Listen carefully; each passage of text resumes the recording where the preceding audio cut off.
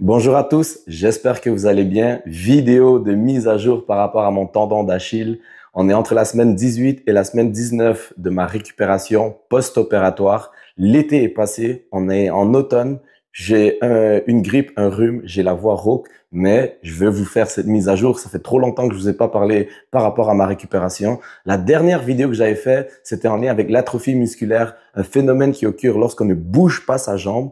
La jambe, elle perd un peu sa fonction. Elle perd en volume de masse musculaire, elle perd en force, elle perd en endurance. Donc, l'immobilisation, c'était pour me permettre de guérir, me permettre de protéger mon segment, mais en même temps, l'envers de la médaille, c'est que je perdais en masse, en force et en endurance. Donc, l'objectif depuis la dernière vidéo, c'est d'aller chercher à regagner cette force, à regagner cette masse musculaire pour que je puisse redevenir autonome à nouveau. Bon, à ce point-ci, vous le savez, je me suis déchiré une première fois, j'ai une rupture 12 semaines après, ça a joué sur mon mental, j'ai encore une crainte de me redéchirer à nouveau. Mais cette crainte n'est pas si envahissante que ça. Elle n'est pas dans une optique où elle m'empêche de faire des activités. Cette peur, en ce moment, elle m'accompagne, elle me guide, elle me le dit, Hugo, comme toi, tu as des limites, laisse le temps à ton corps de récupérer. Donc, malgré qu'on soit à la 18e, 19e semaine de ma récupération, le soir, par sécurité, je dors encore avec ma botte orthopédique.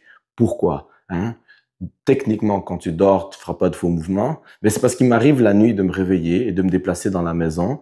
Et si à ce moment-là que je me dis, si je suis somnolent, je suis pas attentif et je ne porte pas de chaussures, c'est là où je peux me blesser à nouveau. Donc, même entre la 18e et la 19e semaine, j'ai encore ce processus qui fait en sorte que je veux protéger ma structure et éviter totalement de me redéchirer à nouveau. Ce qui veut aussi dire que je porte en tout temps des chaussures ou des sandales. L'erreur que j'avais fait dans le premier protocole, c'est que je n'avais pas respecté vraiment tous les détails. Il y a vraiment des petits trucs qu'on se dit, ah, ça, c'est pas grave. Moi, je peux m'en passer, comme le port de la chaussure. Dans ma culture, dans ma maison, généralement, quand on est à la maison, on laisse les chaussures à l'entrée et on se promène pas avec les chaussures d'extérieur dans la maison. On veut pas amener les microbes, la saleté extérieure dans la maison. Bien sûr, tu peux te dire, juste change de chaussures quand tu rentres. Mais c'est ce qui m'est arrivé un peu la première fois. Je prenais des chaussures pour l'extérieur. Quand je rentrais, je mettais des sandales ou d'autres chaussures. Et durant cette transition, il m'arrivait parfois de ne pas prendre le temps de remettre une nouvelle chaussure ou d'aller chercher des sandales. Parce que par habitude, moi, dès que je rentrais chez moi, je marchais pieds nus. J'adore me déplacer pieds nus. J'aime la sensation d'agripper les choses. C'est peut-être un truc que les entraîneurs ont en général, c'est d'aimer cet aspect tactile proprioceptif. Même quand je m'entraîne en salle de musculation, des fois, je suis en chaussettes et je ne porte pas de chaussures parce que j'aime faire mes squats sans chaussures. Et donc, naturellement, durant le premier protocole, durant la transition, quand je mettais mes chaussures d'extérieur, je sortais, je faisais mes activités, je rentrais, je déposais mes chaussures et je marchais pieds nus ou en chaussettes, mais pas avec des sandales, je n'étais pas habitué. Et c'est par cette négligence que je me suis redéchiré à nouveau. Et là, revenons aujourd'hui dans le présent. Voilà, je porte des chaussures. Et il m'arrive parfois de porter les mêmes chaussures que je porte à l'extérieur, à l'intérieur. Quitte à ce que la maison soit sale, ait des microbes, moi, mon tendon d'Achille, il est protégé. J'ai juste à aller passer la mop, un coup de balai et c'est un tour de réglé. Ça, c'est l'aspect un peu mental de la situation. Je veux faire beaucoup plus attention à mon mollet. Je veux beaucoup plus faire attention à mon tendon. Je veux pas le redéchirer. Et donc là, je suis beaucoup plus respectueux du protocole. J'insiste sur ce fait-là parce que souvent, on va se croire un peu plus spécial. C'est un phénomène qu'on a. On se blesse, on se dit on peut récupérer plus vite que les autres. On peut guérir plus rapidement, on peut être plus fort.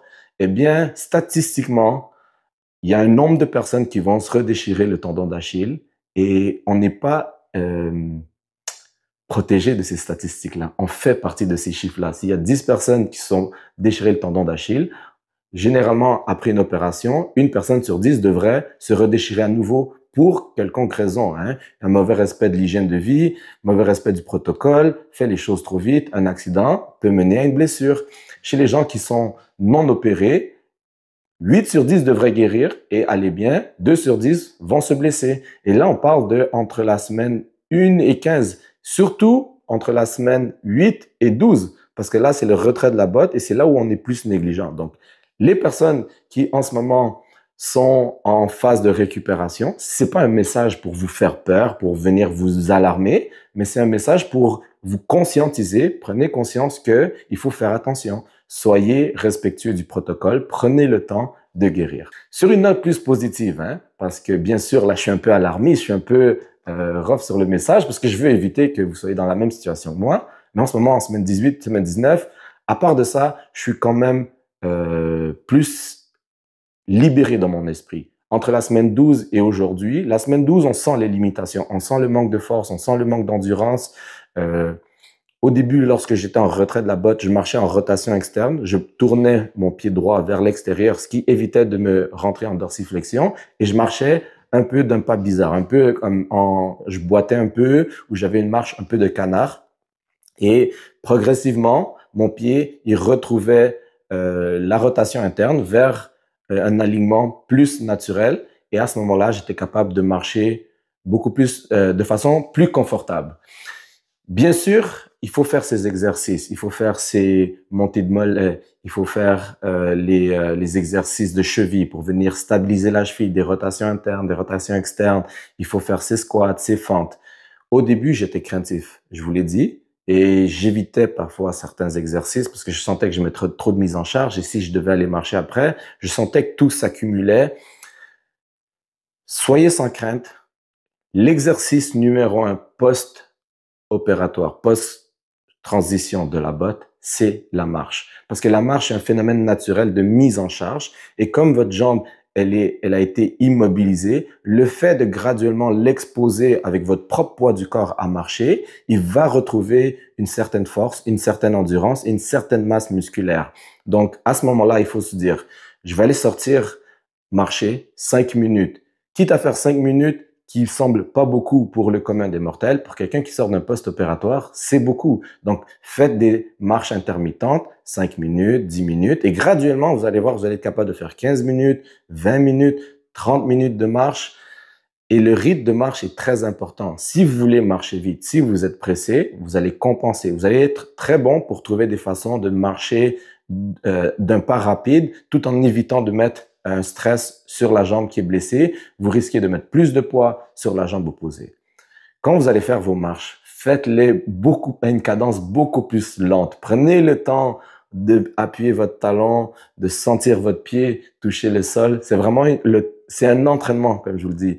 Vous n'allez pas rentrer sur la machine de bench press puis commencer à pousser super vite sur le bench press. Vous allez vous installer, vous allez bien agripper la barre, vous allez sentir vos muscles travailler. Ben, le même principe s'applique avec la marche. C'est tellement simple, mais c'est tellement bénéfique. Je vous dirais que j'ai beaucoup plus de bénéfices à faire mes exercices de marche, à sortir, prendre des marches extérieures, que à faire mes exercices de mollets. J'aime bien mes exercices de mollets, mais des fois, je sens que je suis limité juste en termes d'étirement. J'arrive pas à bien faire ma montée au niveau des mollets. J'arrive pas à maintenir la position. C'est un peu de déséquilibre.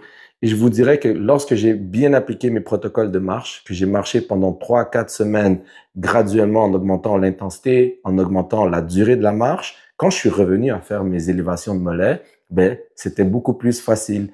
Naturellement, au niveau du tendon, dans les protocoles, au début, ils vous mentionnent de pas de l'étirer. Il faut éviter la dorsiflexion. Et en marchant, il va avoir ce phénomène d'étirement naturel au niveau du tendon d'Achille. Et c'est ça que je vous dis, c'est que naturellement, ça va aller s'étirer. Et lorsque vous allez faire vos exercices beaucoup plus tard dans le protocole, pas nécessairement à la semaine 8, mais à la semaine 13, 15, 16, vous allez voir que vous allez avoir une meilleure amplitude, une meilleure capacité à générer de la force. Et ça, c'est parce que vous avez fait vos exercices de marche. Bien sûr, il faut continuer à faire ces exercices de musculation. Mais si vous faites vos exercices de musculation sur la chaise, puis après vous restez assis toute la journée, ben, il n'y a aucune mise en charge qui continue. Et l'objectif, c'est de retrouver son autonomie, marcher, faire ses activités. En ce qui a trait aux exercices, vélo, c'est une façon d'aller chercher du cardio. C'est super intéressant de faire du vélo stationnaire. Bien sûr, si vous avez accès dans un gym ou si vous en avez à la maison, ça, c'est la façon dont j'ai pu continuer à travailler mon cardiovasculaire. Je peux pas courir, je peux pas jogger. Ma marche, elle est lente, comme je vous l'ai expliqué. Et donc, même si je marche 20, 30 minutes, c'est pas suffisant pour aller venir stimuler mon cœur. Et le vélo stationnaire, c'était la meilleure option. 20, 30 minutes, tu pousses à vélo et là, tu peux aller chercher des intensités. Et aussi, ce qu'il y a d'intéressant avec les vélos stationnaires, c'est que tu peux craquer au niveau de l'intensité et rendre le pédalage beaucoup plus difficile, ce qui vient solliciter tes quadriceps. Donc, le vélo stationnaire, encore un outil super intéressant. On m'a parlé aussi de la piscine, de la nage. Je vous encouragerais à faire la nage si c'est quelque chose que vous aimez faire. Moi, j'aime pas la nage, je déteste l'eau en général. Et donc, c'est pas une activité vers laquelle je me suis tourné, mais l'aquathérapie, dans les protocoles, ils vont l'encourager. C'est très bon pour la circulation sanguine, c'est bon pour l'inflammation, c'est bon pour aller chercher de la mobilité au niveau du pied. Donc, si c'est quelque chose qui vous intéresse, vous avez accès à une piscine, rendez-vous dans la piscine la plus proche et allez entamer ces activités. Comme je vous dis, il faut sortir de sa chaise. C'est pas parce que tu as eu une rupture du tendon d'Achille, c'est pas parce que tu es en train de transitionner en dehors de la botte que tu dois attendre que les choses se règlent tout seul. Tu dois prendre en charge ta récupération et faire des efforts. Et faire des efforts, c'est marcher, faire du vélo, faire tes exercices, faire de la natation. Bien sûr, tout en modération, tout en respectant ses limites. Si aujourd'hui tu marches 5 minutes, mais graduellement tu augmentes 1 minute, 2 minutes, 3 minutes, jusqu'à te rendre à 10 minutes. Idem pour la nage. Si la première fois c'est difficile parce que ça fait 3 mois que tu n'as pas fait de sport, ben, contente-toi de juste flotter au début. Après ça, 1 longueur, 2 longueurs. Et bref, sortir un peu du cadre, dans le sens où c'est juste ton tendon d'Achille sur lequel tu t'occupes, tu veux t'occuper de toute ta santé globale. Donc, bien sûr, mentalement, je suis concentré à mon tendon d'Achille, mais lorsque je vais faire mes exercices de vélo, je pense à stimuler mon cœur, mes poumons, à stimuler mes quadriceps. Donc, ça, c'est ce qui va être intéressant lorsqu'on sort du cadre de juste son tendon d'Achille. Sinon, bien sûr, quand tu commences à récupérer, tu te dis « Ah, j'ai envie de retourner au sport ». Mais la bonne chose qui est arrivée, c'est que, je dis bonne chose, mais quand je dis ça, c'est dans le sens, l'hiver arrive en ce moment. Et là, on peut plus aller jouer dehors, on peut plus jouer soccer dans les parcs, on peut plus jouer basket, je peux plus aller faire du jogging à l'extérieur. Je pourrais techniquement, parce qu'en automne, c'est la meilleure période selon moi. Mais là, le froid s'installe et là, je vais rester beaucoup plus à la maison.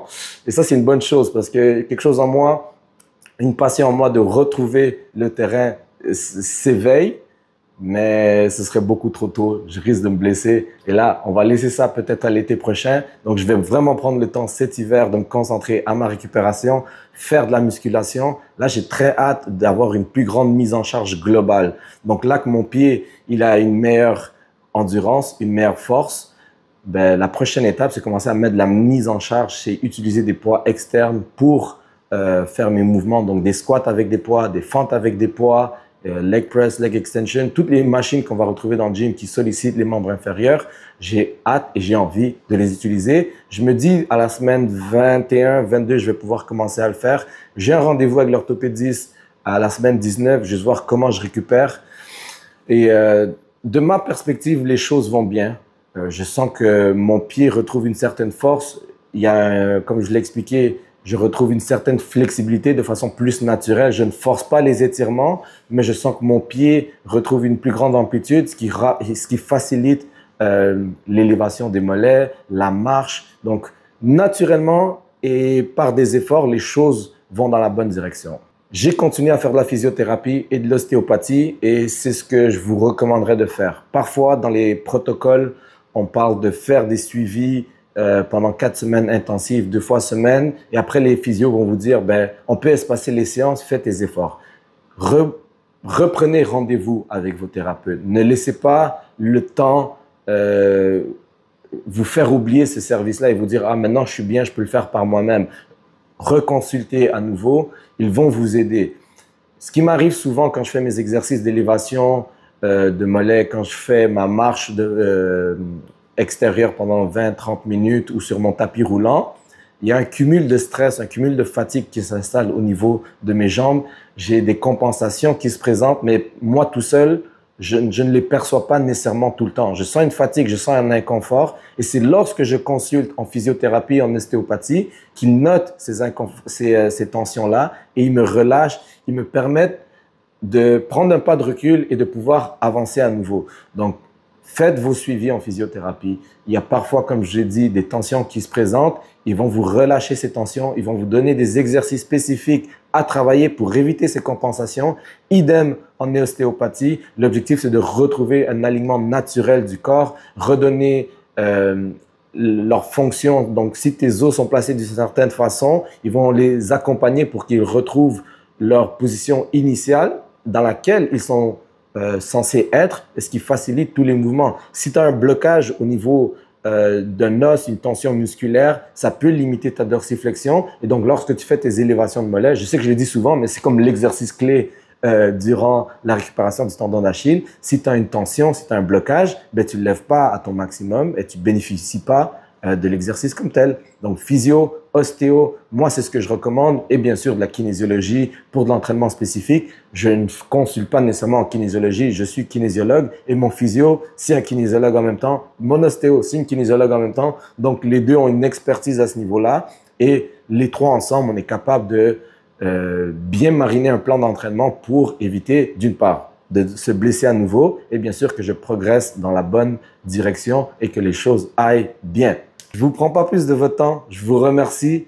C'est vraiment une mise à jour pour vous faire part de qu'est-ce qui est arrivé depuis les 6 dernières semaines. J'ai été occupé à faire des vidéos d'entrevues. Vous allez voir dans ma page. J'ai une vidéo avec Marie-Belle, j'ai une vidéo avec Kevin Loarca. J'ai tourné une 3e vidéo qui devrait sortir dans 1 à 2 semaines.